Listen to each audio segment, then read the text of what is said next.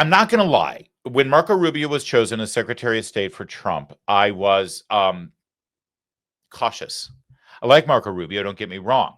I really thought Rick Grinnell had all the experience to do it. He had been the ambassador to Germany. He had been affiliated with the UN for the entire 8 years of the Bush presidency. He worked in the Office of National Intelligence. He had a great track record, and I think he had the demeanor to do it. But Rubio got the job, and hey, let's go Rubio. Boy, was I wrong. Marco Rubio is a freaking stud. And yesterday, as if he hasn't been a stud enough, yesterday in a Senate hearing, he absolutely kicked ass.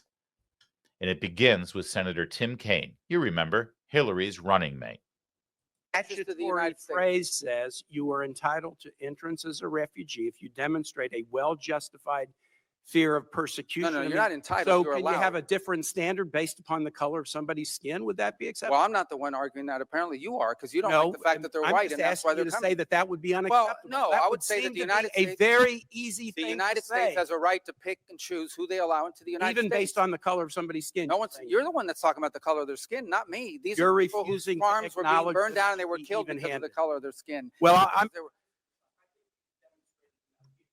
Well, you've demonstrated enough because you think anyone should be allowed into this country for any reason because they met a certain criteria. Who has said that? We are going to prioritize people that come into our country on the basis of what's in the interest of this country. That's a small number of people that are coming. But you said this weekend that but in other more. cases, it's harder to vet. In other cases, it's more difficult. And by the way, the United States admits people every year. 1 million people come to this country every year legally. 1 million. And people now a year come to this there country is one legally. group of people that have an easy pass into this country. For the first time, this administration has said Afrikaners get an easy pass and refugee programs for the remainder of the world are shut off. And you can't say to the American public that we should apply this statute in an even-handed way. No, I think it should be applied in a way. No, you shouldn't be shocked. It should be applied in the national interest of the United States. Our immigration policy should be based on the national interest of the United States, period. End of story. If there is a subset of people that are easier to vet, who we have a better understanding of who they are and what they're going to do when they come here, they're going to receive preference, no doubt about it. There are a lot of sad stories around the world, millions and millions of people around the world. It's heartbreaking. We cannot assume millions and millions of people around the world. No country can. So you have to have a process of deciding who do you prioritize, who do you allow in. We do it all the time. We do it in our immigration system now under our current laws. Unfortunately, it's primarily based on family connection and not on what they're going to contribute to the society from a merit standpoint. That should be changed, but that'll require statutory changes. But the bottom line is this notion that somehow we have to accept anyone who wants to come to the United States is absurd. No country in the world has an immigration policy like that. And no one is arguing that we should. I yield back, Mr. Chair. Actually, he was specifically arguing that because he kept saying that the policy toward the Afrikaners from South Africa should be applied even-handedly across the board, which means, okay, anybody from any other country should be able to come in. This is Tim Kaine trying to make Marco Rubio, Donald Trump, and you appear to be racist. Tim Kaine, obsessed with race and obsessed with the skin color of those individuals from South Africa who are being persecuted because of their skin color, is frankly no better than the racist government of South Africa, because he sees those refugees seeking asylum in this country as nothing more than people with white skin. That's all that matters to him. And Marco Rubio was having none of it. And he stood up for you, he stood up for his president, and he stood up for the policy and said, this is ridiculous. Tim Kaine says, well, if you're letting them in under these conditions, why don't you let anyone from any other country in under the same conditions? And Marco Rubio said, because we don't have to. We don't have to let anybody in under those conditions from any other country. The law doesn't say that we have to do that. And no country's immigration policy does it. We let people into this country based on what's in the best interest of our country. Well, there are people in the Congo who are being discriminated against some way. Oh, that's true. You're right. Now, ask yourself, is it easier to vet the people coming in from the Congo, whose government is a freaking basket case, or people coming in from South Africa, which, by the way, their government is not much better, but at least they have a track record of some record keeping, some documentation. People have, an easy way to clear to ensure that they're not terrorists. But Tim Kaine would have anyone from around the country coming to this country, whether they can be vetted or not, whether they're terrorists or not, it doesn't matter, lest you be called racist. And Marco Rubio said, not just no, but no. We're done with that. That may have worked back in 2009 or maybe even 10 years ago when Obama was still president and everybody had their hair on fire over anything that had to do with skin color. But we're done with that. We don't play that game anymore. You can't play that race card and use it as a trump card anymore because we see through it. We know what you're doing, and we're done with it. You're just letting them in because they're white. Mitt Romney's response, that's not true. I'll let anybody in. It's okay. But please don't point out the fact that these people are white. Not anymore. Marco Rubio, God bless you, man, for standing up and saying, you want to be obsessed with skin color? You go ahead, Tim Kaine. There's a name for people who are obsessed with skin color, but not me. I'm actually looking at these individuals based on the merit of what's happening to them in their country, what they bring to our country, and whether we can properly, securely vet them properly in a sane, rational, intelligent way. That's what a country's supposed to do. And we will not be intimidated by your race baiting, Tim Kaine. God, that was glorious. And that wasn't even Marco Rubio's best moment. Take a look at this. Chris Van Hollen, Maryland man. You know, you last saw him having margaritas with an MS-13 gang member down in El Salvador, and he just can't quit that storyline. He's trying to salvage whatever's left of his political career every single day. He spent 7 minutes. Each senator had 7 minutes with Marco Rubio. He spent all 7 minutes attacking Rubio on immigration policy and his dealings with Venezuela, MS-13, and also a little bit about some foreign programs that got cut because USAID was actually just a slush fund for radical, woke, left-wing Democrats. And he finished his remark with this. I have to tell you directly and personally that I regret voting for you for Secretary of State. I yield back. May I respond? You may sit. Well, first of all, your regret for voting for me confirms I'm doing a good job based on what I know. Well, that's about just your a record and flippant what you statement, stand Mr. for. Secretary. And That is just so gloriously beautiful. Again, why did I doubt Marco Rubio? Let me just tell you something, Senator. If you approved of the job I was doing as Secretary of State, that's a red flag for me. The fact that you regret your vote tells me that I am right over the target. Oh, what a glorious moment. And then, of course, now Van Hollen, how dare you? How dare you, sir? But, of course, Van Hollen's time is up. So now we get to bicker back and forth about whether Marco Rubio gets to respond without further interruption from the good senator who used all of his time for his monologue. It's great. Watch. I respond, Mr. Chairman. You may. I didn't Okay. ask Senator, questions. please let the secretary. I'd have be the floor. happy to, but then I can respond to his. Your time's response. up, Senator, and willfully used, I might add. Well- Your remarks do not represent the view of this committee. Well, Mr. Chairman, Secretary, please. Well, I'd like to, I can't respond to everything he said because much of these are untrue, but I'll go through a few. First of all, I'm actually very proud of the work we've done with USAID. For example, I don't regret cutting $10 million for male circumcisions in Mozambique. I don't know how that makes us stronger and more prosperous as a nation. I raised don't regret Sudan, Mr. psychosocial Secretary. support services. I for raised USAID. Sudan, Mr. Secretary. Can I not respond, Mr. Mozambique. Chairman, or do I- Senator, I'd ask you to suspend. You had 7 straight minutes of I chose to railing that. use my time that way, Mr. Chairman. That's my right to Please use my time suspend, that way. Secretary Rubio. Well, I can go on. I mean, there's other things here. We spent $227,000 for Big Cat's YouTube channel from USAID. We spent $14 million for social cohesion in Mali, whatever the hell that means. So I can go on and on. I got the list here, and there's more. I didn't even bring the whole list. In the case of El Salvador, absolutely. Absolutely. We deported gang members, including the one you had a margarita with. And that guy is a human trafficker, and that guy is a gangbanger, and the evidence is going to be clear in the days to come. Mr. You're going to see Chairman, who you went to look, defend. I'm sorry, Please, Mr. Chairman. Secretary No. Rubio has the floor. Mr. Chairman, he can't make unsubstantiated comments Senator, like that. Secretary Rubio has the floor. You've had Secretary your time. Rubio should take that testimony to the federal court of the Senator, United States because well, he hasn't done it under oath. I love that Chris Van Hollen. He's like, how dare you? I did not have margaritas with him. The margaritas were just placed on the table. while I was talking with the wife-beating human trafficker MS-13 gang member, but I did not sip from that margarita. That's the best he's got. And he's just outraged. His face gets red with veins bulging. That's like, you've crossed a line. It's just, I love that they don't even need to be beclowned because they beclown themselves. All Rubio has to do is point out the truth. But I love that that makes him lose it. Honestly, every time Chris Van Hollen makes a campaign appearance with his next election, somebody should be trolling him with a big like margarita truck, blasting Jimmy Buffett through the speakers just to piss him off. All right, there's more. This is great stuff from Rubio. Here's another point, okay? There is a division in our government between the federal branch and the judicial branch. No judge in the judicial branch cannot tell me or the president how to conduct foreign policy.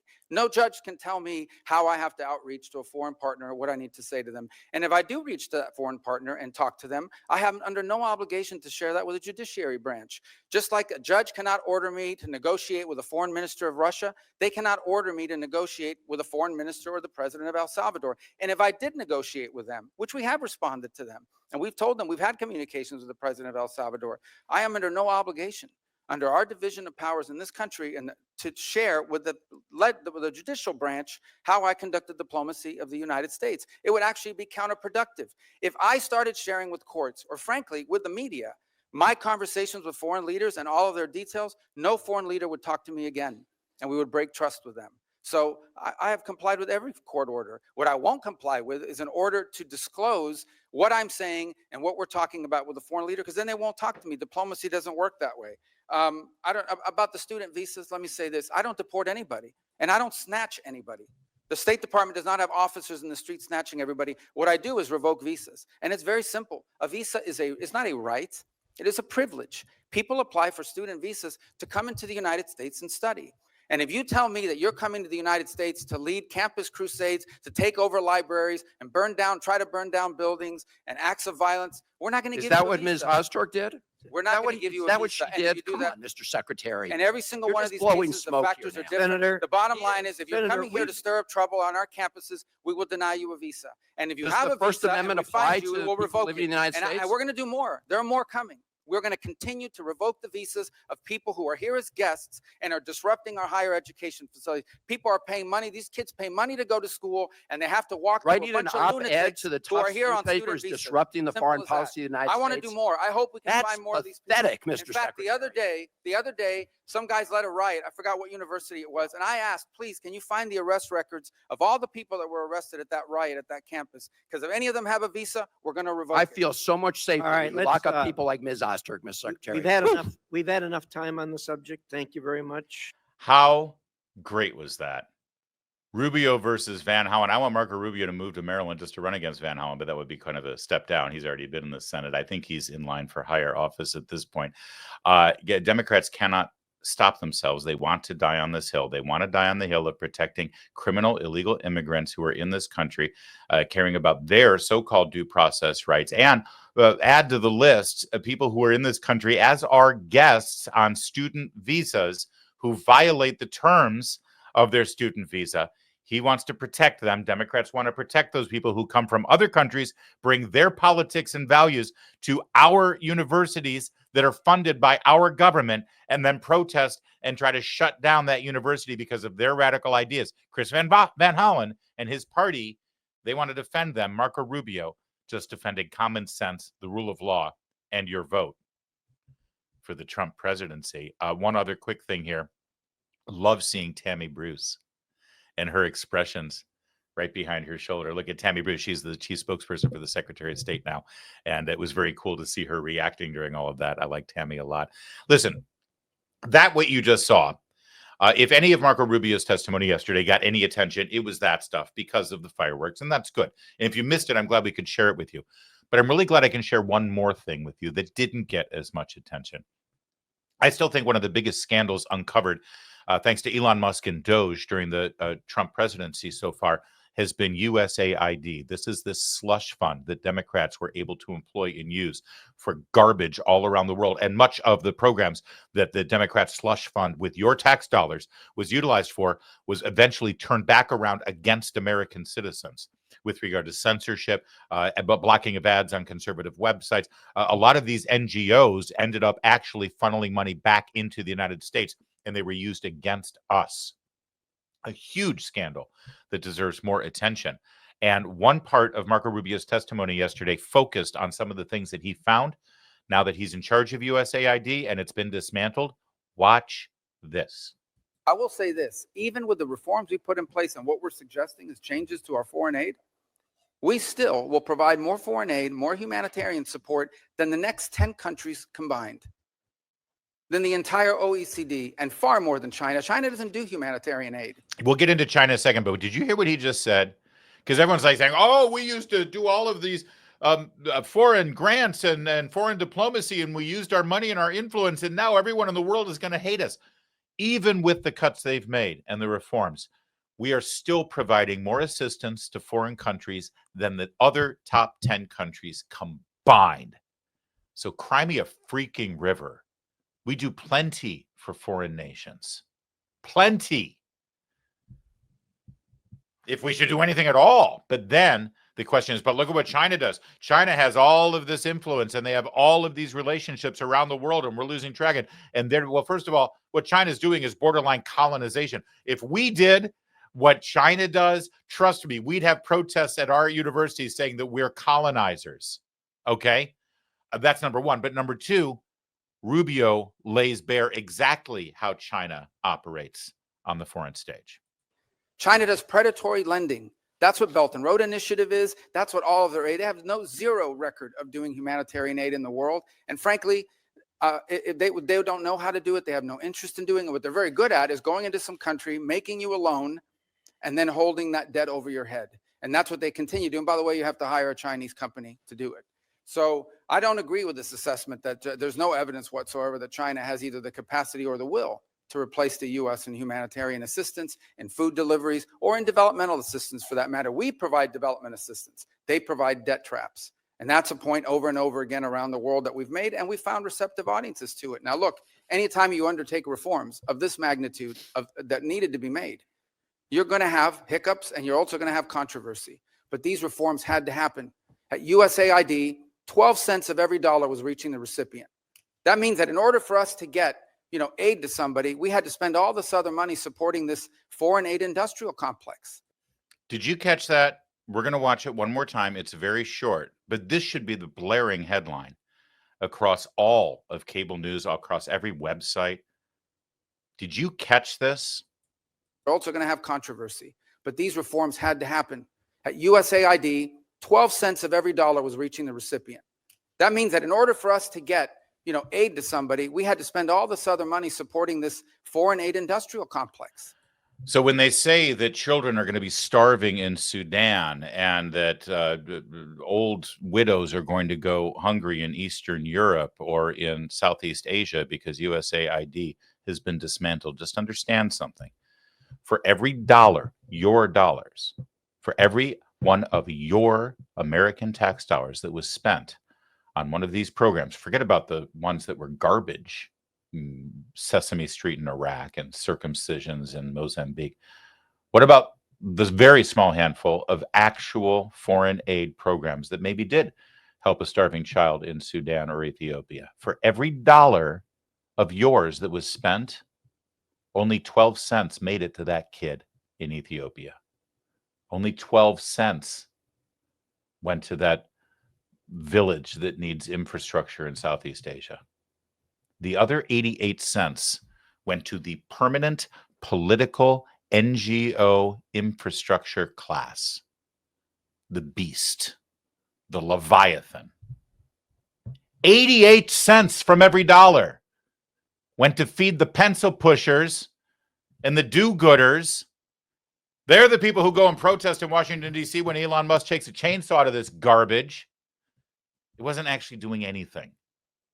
That's the scandal. That's what's going on in this government. And that's what continues to be the problem and needs to be fixed. We're just scratching the surface on this. But my God, what a day for Marco Rubio yesterday in the Senate. Well done, Mr. Secretary of State.